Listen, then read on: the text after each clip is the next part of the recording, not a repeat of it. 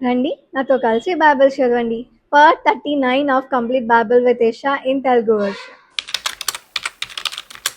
సాయంకాలమున అది అతని యొద్దకు వచ్చినప్పుడు త్రుంచబడిన ఒలీవ చెట్టు ఆకు దాని నోటి నుండెను గనుక నీళ్లు భూమి మీద నుండి తగ్గిపోయినని నోవాహునకు తెలుసెను.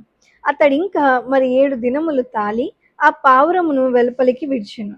ఆ తరువాత అది అతని యొద్దకు తిరిగి రాలేదు. మరియు 601వ సంవత్సరము మొదటి నెల తొలి దినమున నీళ్లు భూమి మీద నుండి ఇంకిపోయెను.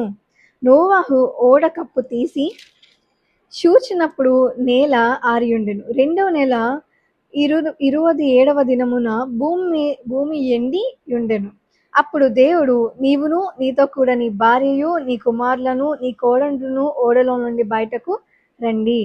పక్షులు పశువులు భూమి మీద ప్రాకు ప్రతి జాతి పురుగులు మొదలైన సమస్త శరీరులలో నీతో కూడానున్న ప్రతి జంతువును వెంటబెట్టుకొని వెలుపలికి రావలెను.